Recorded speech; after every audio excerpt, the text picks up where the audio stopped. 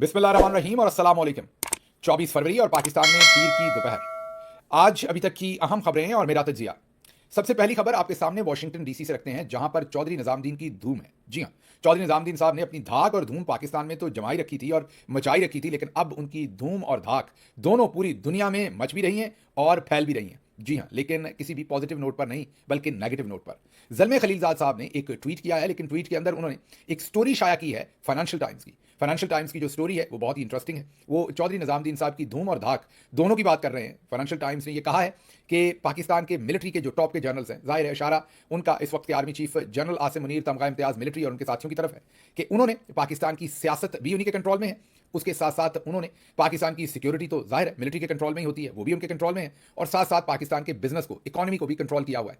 तो financial times ये लिख रहा है कि तमाम चीजें कंट्रोल में हैं, और लेकिन कोई भी चीज कंट्रोल में नहीं है। उनके कहने का मतलब यह है कि कोई भी चीज जो है वहां पर बेहतर रिजल्ट्स नहीं आ रहे, क्योंकि एक जगह के ऊपर रिजल्ट्स बुरे हैं, और क्योंकि एक ही ताकत है जिसके कंट्रोल में ये सब कुछ है, इस वजह से अब एक जगह की जो खराबी है वो बाकी तमाम जगहों पर भी फैल रही है। फाइनेंशियल टाइम्स ये कह रहा है कि ना ही पाकिस्तान की सिक्योरिटी की सिचुएशन इंप्रूव हो रही है, और सियासत की सिचुएशन भी बदतर हो रही है। सियासत मतलब गवर्नेंस, मतलब हुकूमत, मतलब पॉलिटिक्स, और उसके साथ साथ उन्होंने कहा कि अब इकोनॉमी वो भी शैम्बल्स में जा रही है, और वजह एक ही है, जिनके कंट्रोल में ये सब कुछ है। और अब तो मेरा ख्याल फाइनेंशियल टाइम्स को नई स्टोरी शाया करनी पड़ेगी, क्योंकि अब तो उसमें क्रिकेट भी शामिल हो गई है। और कल जिस बदतरीन शिकस्त के साथ पाकिस्तान दो चार हुआ है, वो भी ऐसा मैच जो 29 साल के बाद पाकिस्तान को कोई बड़ा टूर्नामेंट मिला, और वो पाकिस्तान के अंदर होना चाहिए था। हम पहले तो भाग भाग कर हिंदुस्तान पहुंचे, हिंदुस्तान ने पाकिस्तान खेलने आना था, ये पाकिस्तान का टूर्नामेंट था, ये पाकिस्तान के होम ग्राउंड पर होना था। बजाय इसके कि हम ये मैच पाकिस्तान के होम ग्राउंड पर करते, हम भागकर यूएई गए और वहां पर ऐसी हजीमत उठाई कि 19 या 18 फरवरी को शुरू होने वाला जो टूर्नामेंट है, 23 तारीख को हम उसमें से बाहर हो गए। लेकिन इसके साथ साथ आपके सामने कप्तान इमरान खान का रिकॉर्ड भी रखेंगे कि उन्होंने हिंदुस्तान के सामने क्या रिकॉर्ड बना रखे हैं। लेकिन फिलहाल ज़ल्मे खलीलजाद साहब, जो कि सदर ट्रंप की जो जमात है रिपब्लिकन पार्टी, उसके एक अहम, आप ये कहिए कि करीब तरीन आदमी है, और हो सकता है उन्हें इस खत्ते में आने वाले वक्त में कोई अहम रोल मिले। अहम रोल ना भी मिला तो उनकी जो बातचीत है वो अहम हलकों तक पहुंचती है, और उसको इन इलाकों के बारे में जो भी वो बात करते हो, पाकिस्तान हो, अफगानिस्तान हो, इस पूरे खत्ते पर उनको एक अथॉरिटी समझा जाता है, और उनकी बातचीत को बहुत वजन दिया जाता है। अब उन्होंने फाइनेंशियल टाइम्स की ना सिर्फ स्टोरी को शेयर किया है, बल्कि इंडोर्स किया है। उन्होंने भी यही कहा है कि पाकिस्तान के टॉप जनरल्स के हाथ में सिक्योरिटी भी है, रियासत के सारे मामला भी हैं, जैसे कि पॉलिटिक्स, और उसके साथ साथ इकोनॉमी भी है। मैंने जैसे कहा कि अब क्रिकेट को भी शामिल करना पड़ेगा, तो ये धूम और धाक दोनों जो है वो पूरी दुनिया में फैल रही हैं, लेकिन not for all the positive reasons. अब चलते हैं क्रिकेट की तरफ। ये पहली स्टोरी तो आपके सामने रखती। क्रिकेट में साले ने जो कुछ करना था वो तो कर दिया, लेकिन अब आपके सामने इमरान खान साहब का कप्तान के तौर पर हिंदुस्तान के खिलाफ जो रिकॉर्ड है वो आपके सामने रखते हैं। टेस्ट मैचेस 15 खेले, 4 उन्होंने जीते। जी हाँ, पाकिस्तान ने, और इमरान खान की जो टीम है, क्योंकि पाकिस्तान के कैप्टन थे इमरान खान, तो इमरान खान और उनकी पूरी टीम ने हिंदुस्तान के साथ 15 टेस्ट मैच खेले, जिनमें से 4 टेस्ट मैच जीते और एक भी नहीं हारा। जी हाँ, दुरुस्त सुन रहे हैं, 15 टेस्ट मैच मीन जितनी देर इमरान खान कप्तान रहे हिंदुस्तान के खिलाफ हमने एक भी टेस्ट मैच नहीं हारा। 11 ड्रॉ हुए और 4 पाकिस्तान ने वो टेस्ट मैच जीते, और ये है 15 वो टेस्ट मैच जो इमरान खान की कप्तानी के अंदर पाकिस्तान ने हिंदुस्तान इंडिया के साथ खेले। इमरान खान साहब की क़यादत में 24 वनडे मैचेस जो हैं वो पाकिस्तान ने हिंदुस्तान के साथ खेले जब इमरान खान कप्तान थे। उन 24 में से 19 मैचेस पाकिस्तान ने जीते, सिर्फ 4 मैचेस इंडिया ने जीते, और एक मैच जो है वो ड्रॉ हुआ। ये इमरान खान का जो है वो परफॉर्मेंस है। और दूसरी तरफ इस वक्त जनरल आसिम मुनीर साहब और उनके साथियों की परफॉर्मेंस जो है, मेरा ख्याल कोई ढकी छुपी है भी नहीं, और बताने की जरूरत भी नहीं, जो कुछ उन्होंने क्रिकेट के मैदानों में भी कर दिया। लेकिन हम भी वैसे अजीब ही कौम है, छोटी छोटी बातों पर ज़्यादा शर्मिंदगी महसूस करते हैं, बड़ी बातों पर असल में शर्मिंदगी महसूस नहीं करते। जीत हार खेल में होती है, जब आप खेलते भी हैं तो जीतते भी हैं, हारते भी हैं। अच्छा, अब आप कहेंगे कि हार किसी तरीके से होती है, ये जो हजीमत वाली हार है इस पर तो जाहिर तकलीफ ही होती है। मैं आपकी बात मानता हूँ कि खेल कर हारता हुआ इंसान अच्छा लगता है, बैठ कर हारता हुआ इंसान अच्छा नहीं लगता। लेकिन जिन चीज़ों के अंदर जिस तरह से हमारे मुकद्दर हारे हैं, और जो कुछ हमने अपने साथ किया है पिछले 77 साल में, उसमें एक मैच या 2 मैच या एक स्पोर्ट्स के अंदर जो शिकस्त हो जाना, उस पर हम इतने तावले होते हैं, हालांकि हमारे साथ जो रोज हो रहा है उस पर हम रिस्पॉन्ड नहीं करते। मसलन इससे बड़ी बदबख्ती की और बदनामी की और क्या बात होगी कि मैंने जैसे पहले कहा कि एक टूर्नामेंट पाकिस्तान का था, और उसको खेलने के लिए पाकिस्तान को यूएई जाना पड़ा। हिंदुस्तान ने आने से इनकार कर दिया, और वो साला साहब ने हाथ जोड़कर उनसे अग्री किया कि ठीक है हम वहीं आएंगे और खेलेंगे। वो सफारती तौर पर, कौमी तौर पर, कौमी गैरत के तौर पर वो ज़्यादा शर्मिंदगी की बात थी, ना कि ये कि आप एक मैच हार गए। लेकिन कुछ चीज़ों पर हम बहुत ही इंपल्सिव होकर शर्मिंदगी महसूस करते हैं, और कुछ चीज़ों पर हम बिल्कुल शर्मिंदगी महसूस नहीं करते। जैसा कि अगली स्टेटमेंट जो है वो बहुत ही इंटरेस्टिंग है, और वो स्टेटमेंट है शाकिर अवान साहब ने एक इंटरव्यू किया है अब्दुल्ला मलिक का इंटरव्यू है और इस इंटरव्यू में अब्दुल्ला मलिक बता रहे हैं कि डीजी आईएसपीआर की हाल ही में एक वफ्द के साथ इंटरेक्शन हुई। जो इंटरेक्शन है वो बहुत ही इंटरेस्टिंग बता रहे हैं, आपको हम इसमें से क्लिप सुनवाएंगे भी। लेकिन पहले ये बता दें कि अब्दुल्ला मलिक ये कह रहे हैं कि इस इंटरेक्शन में गिलानी साहब ने उनसे कुछ सख्त सवाल पूछ लिया और कोई और सख्त सवाल भी थे, तो उन हालात में डीजी आईएसपीआर की जो बॉडी लैंग्वेज थी वो मुतासरकुन नहीं थी, वो परेशान लग रहे थे, वो बिल्कुल प्रेशर में लग रहे थे, वो बिल्कुल कंपोज नहीं थे और चिड़चिड़े हो रहे थे क्योंकि उनके पास शायद सवालों के जवाब नहीं थे। और आखिरकार एक सवाल पर इतना गुस्से आ गए कि उन्होंने पूछा कि अगर आप हमारे साथ नहीं हैं या आपको लगता है कि पाकिस्तान की फौज आपकी हिफाजत नहीं कर रही या दुरुस्त काम नहीं कर रही तो आप पाकिस्तान छोड़कर चले जाइए। जी हाँ, ये आपको लग रहा होगा कि मैं अपने पास से बना रहा हूं। ये जरा अब्दुल्ला मलिक साहब क्या कहते हैं सुनिए। पूछे जा रहे थे, नहीं मीर साहब बड़े प्रोमिनेंट यहाँ के ताजिर हैं, बिल्कुल मैं वो उनका सवाल रिकॉर्डेड भी होगा। उन्होंने कहा कि जी हम तो आपके साथ खड़े हैं, क्या ये जो इदारा है वो हमारे साथ खड़ा भी है कि नहीं खड़ा? तो उनको शायद इस सवाल का जवाब की समझ ना आई, तो उन्होंने कहा कि जी आप ये कहना चाहते हैं कि फौज आपके साथ नहीं है, तो अगर हम नहीं है और आपको ये मुल्क पसंद नहीं है और हम आपका दिफा नहीं कर रहे तो आप किसी और मुल्क में चले जाए। सुन लिया आपने, ये डीजी साहब ने कहा कि आप मुल्क छोड़कर चले जाइए। अब ये समझ से बाहर है कि डीजी आईएसपीआर को किसने मुल्क की रजिस्ट्री करवा कर दी है, या इंतकाल होता है रजिस्ट्री के बाद एक परमानेंट जो राइट्स होते हैं किसी प्रॉपर्टी के वो किसी के नाम पर ट्रांसफर हो जाते हैं। ये हमारी समझ से बाहर है कि डीजी आईएसपीआर साहब के नाम ये प्रॉपर्टी पाकिस्तान की रजिस्ट्री कब हुई, किसने की, क्यों की, और हम जो सब हैं ये क्या इसमें खामखा हैं? तो इस हिसाब से तो ये मुल्क तुम्हारा है या वतन तुम्हारा है, हम हैं खामखा इसमें। तो ये तो वही वाला जो एक मजाक बनाया हुआ है, लोगों ने जोक बनाया हुआ है, वो सच साबित हो रहा है। डीजी साहब की ये जो बात है कि जिसको पसंद नहीं है हम वो मुल्क छोड़ के चले जाए, तो ऐसा ही लग रहा है कि रजिस्ट्री इनके नाम हुई है, बाकी सारे तो ऐसे ही इस मुल्क के अंदर रह रहे हैं। अच्छा जी, अगली खबर बड़ी इंटरेस्टिंग है, वो ये है कि नून लीग भी अपना साड़ फक रही है। जी हाँ, आपको ये तो पता ही है कि नून लीग नवाज शरीफ हो या शहबाज शरीफ हो या मरियम नवाज हो या नून लीग के सारे वजीर मशीर हों, तमाम के तमाम एक बंदे से बहुत तंग है। आप सोचेंगे इमरान खान साहब से, उनसे तो वो हैं ही हैं, लेकिन उनसे भी ज्यादा आजकल जिनसे तंग है वो मोहसिन नकवी है, क्योंकि मोहसिन नकवी साला साहब हैं, जिसकी वजह से उनके पास प्रायोरिटी पास है, जिसका मतलब है कि उनके पास ऐसा पास है जो वो हर जगह घुस जाते हैं और सब कुछ करते हैं, क्योंकि उनकी एक्सेस बहुत ही ज्यादा है जनरल साहब तक। इसलिए नून लीग को वो बहुत खटकते हैं और नून लीग उनके बारे में कुछ कह भी नहीं सकती और चुप रह भी नहीं सकती।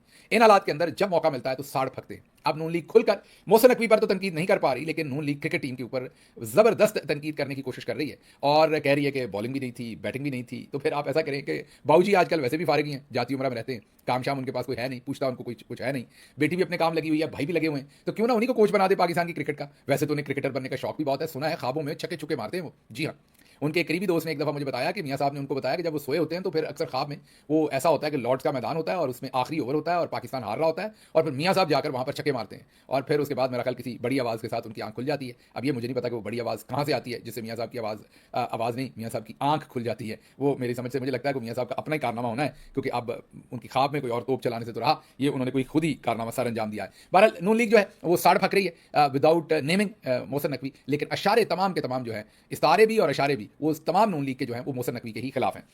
अगली खबर है जी, शहबाज शरीफ 2 रोजा सरकारी दौरे पर अजरबैजान चले गए। अच्छा, ये अजरबैजान बड़ा जबरदस्त मुल्क है, जब हमें कोई नहीं बुलाता तो ये बेचारे बुला लेते हैं। इधर से आते हुए शहबाज शरीफ वहां चले जाते हैं, उधर से या तो अब यहाँ मनी लॉन्ड्रिंग हो रही है या यहाँ पर कोई और 2 नंबर काम हो रहा है, ये मुझे नहीं पता क्या हो रहा है, लेकिन ये मुझे जरूर पता है कि कोई 2 नंबर काम शहबाज शरीफ वहां कर रहे हैं और शरीफ खानदान कर रहा है, क्योंकि इधर से आते भी अजरबैजान का दौरा करते, उधर से भी उतना बड़ा तो ना वो बेचारा मुल्क है, ना उनकी कोई इकॉनमी उतनी बड़ी है, ना उनके कोई और ऐसे मामला हैं। तो ये जो उठता है वो अजरबैजान क्यों चल पड़ता है, ये मैं जो साफ़ी हैं उनके लिए एक बहुत बड़ा सवाल है कि वो पूछेंगे बाकू में ऐसी कौन सी रंगीनी है या ऐसी कौन सा शहद और दूध है जिसकी वजह से शहबाज शरीफ साहब बार बार जाते हैं। सुना अपनी दवाइयां भी साथ लेकर जाते हैं। एक तो आप लोग दांत निकालना शुरू कर देते हैं, उनकी कमर में दर्द रहता है, उन दवाइयों की बात कर रहा हूं। आप पता नहीं क्या समझ लेते हैं, माजरत मैंने उनकी कमर दर्द की दवाइयों की बात कही है, लेकिन बाकू बहुत जाते हैं, हर दूसरे हफ्ते मुंह उठा के वहां दौरे पर जाते हैं, लगता है उनकी तरफ कोई जाता नहीं और हमें कोई बुलाता नहीं, तो ऐसे ही मामला बने खड़े हैं। अच्छा जी, अगली खबर जो है वो परवेज खटक साहब के बारे में आ रही, बड़ी इंटरेस्टिंग खबर है। वो खबर यह है कि उन्होंने मौलाना साहब की जमात में शमूलियत इख्तियार कर ली है और अब वो पीटीआई के अंदरूनी बैरूनी तमाम जो मामला हैं उनसे बखूबी वो वाकिफ हैं। ये बैरिस्टर अकील मलिक साहब की खबर भी है और उनका बयान भी है। तो अब वो कहते हैं कि पीटीआई को बड़ा टफ टाइम देगी। अच्छा, पीटीआई कौन सा कोई ऐसा बारूद बनाती है, कोई ऐसा नुस्खा है कि किसी के पास अंदर की खबर होगी तो वो क्या कर लेगा, लेकिन कम से कम परवेज खटक की एक बात है, बाकी तो मैं उनके खिलाफ हूं, जिस तरह से उन्होंने इमरान खान को धोखा दिया, जिस तरह से उन्होंने रिजीम चेंज के अंदर अपना किरदार अदा किया। लेकिन चलो एक काम है कि उन्होंने अभी तक पश्तून कार्ड कम से कम मेरे सामने नहीं खेला, क्योंकि और तो बहुत सारे फनकार ऐसे हैं कि जो पश्तून कार्ड भी खेल बैठे हैं। अच्छा जी, अगली खबर जो आपके सामने वो आसमा शराजी साहबा की रखते हैं। आसमा शराजी साहबा को भी आखिरकार शर्मिंदगी हो गई। जी हाँ, दुरुस्त सुन रहे हैं, आसमा शराजी साहबा का एक वतीरा है, कहती तो अपने आप को साफ़ी हैं और दुनिया में किसी भी सहाफ़ी के सामने आप किसी पे इल्ज़ाम लगाएं तो वो अगर वो शख्स वहाँ मौजूद ना हो और अपने आप का दिफा ना कर सकता हो तो सहाफ़ी उसके बिहाफ पर आपसे सवाल पूछता है। मसलन अगर मैं किसी शख्स को किसी के प्रोग्राम में बैठ के कहूँगा कि वो शख्स बहुत करप्ट है, तो सहाफ़ी का फ़र्ज़ बनता है वो मेरे से सवाल पूछे कि आपके पास सबूत है कि वो करप्ट है, या आप ऐसे ही इल्ज़ाम लगा रहे हैं ताकि सहाफ़ी जो है सहाफ़ती इक़दार को ठीक करे। आसमा शराजी साहबा, जो आपको पता है हमारी सरकारी हाजिम साहबा भी हैं, उनका काम क्या है कि अगर इमरान खान के खिलाफ को तबर्रा हो, बुशरा बीबी के खिलाफ हो, पाकिस्तान तहरीक इंसाफ के खिलाफ हो, किसी के भी ऐसे शख्स के खिलाफ हो जो मरियम साहबा को सुकून मिलता, तो अपना दुपट्टा ठीक करती हैं। आप औरत कार्ड ना इस पर खेल लीजिएगा, मैं कोई औरत होने की वजह से आपके दुपट्टे की बात नहीं कर रहा, क्योंकि आप औरत कार्ड बहुत खेलती हैं। मैंने ये जरूर देखा है कि जब आप कोई शैतानी काम कर रही होती हैं तो आप अपना दुपट्टा जरूर दुरुस्त करती हैं। लगता है कि आपके अंदर कुछ शर्मिंदगी का होता है, उधर उस टाइम आप कॉन्फिडेंस लूज कर रही होती हैं, तो जैसे कुछ लोग हाथ बांध लेते हैं, कुछ लोग हाथों को मलना शुरू कर देते हैं, आप उस टाइम अपने दुपट्टे को छेड़ना शुरू कर देती हैं। ये मैंने ऑब्जर्व करके देखा। तो आसमा शराजी साहबा दुपट्टा ठीक करेंगी और मुंह पे हाथ रख के करती हैं, कभी भी टोकती नहीं है उस शख्स को जो इल्जाम लगा रहा हो। लेकिन सोचें कि उनकी महफिल में, उनके प्रोग्राम पर किसी ने क्या कर दिया कि उन्हें भी शर्म आ गई। जी हाँ, हमारी बहन आसमा शराजी को भी शर्मिंदगी होगी आखिर पर, उनके अंदर की भी चलें साफी ना भी इंसान जाग गई कि वो टोकें कि नहीं ये बात ठीक नहीं है। ये किसने की है, सुनिए। ये जो रिजर्व सीटों पे लोगों को ला रहे हैं, कोई किसी की गर्लफ्रेंड है। अच्छा, ये तो इल्जामात है ना सर। अभी क्या मतलब? अब मैं जाहिर है कि टीवी में बैठ के अगर आप ये कहेंगे तो जाहिर है मुश्किलात होंगी बहुत सारी, तो ये तो इल्जामात है ना कि वो कोई इस तरह की इल्जामात है।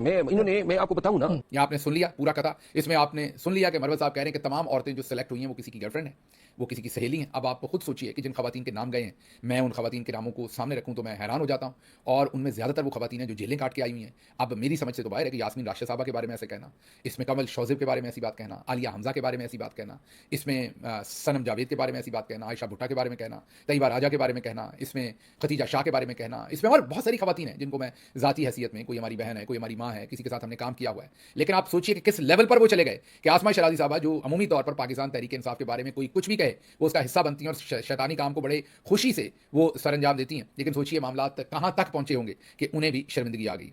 अच्छा जी, अगली बात जो है वो उस पर मैं कोई ज़्यादा बयान नहीं करूंगा, लेकिन उसका भी मैं आपको एक क्लिप सुनाना चाहता हूं कि अब शेर अफजल मरवत ने सऊदी अरब के खिलाफ जो बयान दिया था उसके बारे में उन्होंने क्या तौजीह पेश की है, सुनिए। मैंने जो बयान दिया था, सऊदी वाला बयान क्यों दिया था, ये अल्लाह ना करे वो वक्त आ जाए कि मैं बयान करना शुरू कर दूं। लेकिन मैं एक आजादमंद आदमी हूं और मैं अपनी राय का इजहार करता हूं, और ये बयान जो है कि ये सब कुछ तैयार था। अब ये अपने बयान में फंस रहा है कि वो आ रहे थे और खान की, यानी कि मतलब ये है कि आप जो हमारा बयानिया है कि इय्याका नअबुदु व इय्याका नस्तईन, और हम जब अमेरिकन को कहते हैं कि आपका हक नहीं है मुदाखलत का, तो सऊदियों की मुदाखलत का हमारे पास क्या हक है, चाहे वो हमें छुड़ाना ही क्यों ना चाहे। सुन लिया आपने, वो कह रहे हैं कि अगर अमेरिका की हमें इन्वॉल्वमेंट पसंद नहीं है तो फिर सऊदी अरब की क्यों है। मैं इस पर कोई तजिया नहीं करूंगा, I leave it for you. और कुछ लोग कहते हैं शायद मेरा उनके साथ कोई जाती अनाद है, मैं उन पर बहुत तनकीद करता हूं। हालांकि याद कीजिए, मैं शुरू दिन से, जब से वो पार्टी में आए थे, आपको अशारों कनायों से पहले दिन से बता रहा था कि वो किन की तरफ से आए हैं और वो किस मकसद के लिए। मैं खुल के बात नहीं करता था क्योंकि वो पार्टी में थे उस वक्त। अब इमरान खान ने उन्हें पार्टी से हटाया है, इसलिए मैं खुल के बात कर रहा हूँ। कल इमरान खान उनको वापस पार्टी में ले लेंगे, मैं फिर उनका एहतराम करूंगा, क्योंकि मैं पार्टी डिसिप्लिन का अपने आप को पाबंद समझता हूँ। इस वक्त वो पार्टी में नहीं है, इसलिए मैं उनके बारे में जो भी बात होती है वो खुल के आपके सामने रखता हूँ। लेकिन इस बात पर मैं तजिया नहीं करूंगा, I leave it to you कि आप सोचेंगे ये क्या उनका बयान जो है वो ये समझदाराना बयान है ये दोनों या नहीं है। अगली खबर की तरफ चलते हैं। अगली खबर यह है कि पाकिस्तान तहरीक इंसाफ के लोगों पर जमीन तंग की गई है मंडी बहुत दिन के अंदर, क्योंकि वहां पर कौसर मोहम्मद खान भट्टी, मेजर जफर इकबाल गोंदल, नवाज पंजोता, तारिक महमूद शाही और दूसरे तमाम जो उनके साथी हैं, उन्होंने एक रीजनल मीटिंग करने के लिए, एक रीजनल कन्वेंशन करने के लिए वर्कर्स का डिप्टी कमिश्नर को एक एप्लीकेशन दी है। उसके बाद उनके ऊपर फिर जमीन तंग की गई है, उनके घरों पर छापे, वही जो पुलिस गर्दी है, बदमाशी है, वो उनके घरों पर शुरू कर दी गई है और मंडी बौद्दीन को एक दफा फिर इलाका गैर बना दिया गया। इसी तरीके से पंजाब पुलिस ने टोबा टेक्सिंग में भी जितने भी पाकिस्तान तहरीक इंसाफ के कारकुनान हैं, जितने भी पाकिस्तान तहरीक इंसाफ के लीडरान हैं, मेंबरान हैं, उन पर भी जमीन जो है वो तंग कर दी है, क्योंकि वो भी वहां पर कन्वेंशन करने का इरादा रखते हैं या वो भी वहां पर कन्वेंशन करने की तरफ सोच रहे हैं। अच्छा, आखिरी खबर जो आपके सामने कवर करनी है वो ये है कि बैरिस्टर सलमान अकरम राजा और महमूद अचकज़ई और दूसरे काबरीन जो है वो कायद-ए-आज़म रहमतुल्लाह अलैह के मज़ार पर हाज़िरी देने के लिए कराची गए और आगे से चौधरी साहब के अहकामात पर मज़ार के दरवाजे बंद कर दिए गए। जी हाँ, दुरुस्त सुना। अब कायद-ए-आज़म साहब पर तो आपने मुकम्मल कब्जा कर लिया। कायद-ए-आज़म का जना हाउस लाहौर में आपके पास है, कायद-ए-आज़म के मज़ार के भी दरवाजे आपने बंद करवा दिए, वहाँ भी कब्जा कर लिया। अच्छा चले, कायद-ए-आज़म तो सारे ही आपके हो गए, तो फिर आप उनके अहकामात को भी माने। उन्होंने आप ही के बारे में कहा था कि आपका सियासत से कोई लेना देना नहीं, आपका काम सिक्योरिटी है, बॉर्डर्स की हिफाजत है, आपने रियासत और सियासत के कामों में बिल्कुल किसी किस्म का अमल दखल नहीं लेना। आप उनकी वो बात नहीं मानते, लेकिन उनका घर भी चाहिए, उनके मज़ार पर भी ताला लगाना है, लेकिन जो बात उन्होंने कही है वो आपने नहीं मानी। बहरहाल खबरें और भी थी, मुझे यहाँ से इजाज़त दीजिए। अल्लाह आपका हामी नासिर हो। पाकिस्तान जिंदाबाद।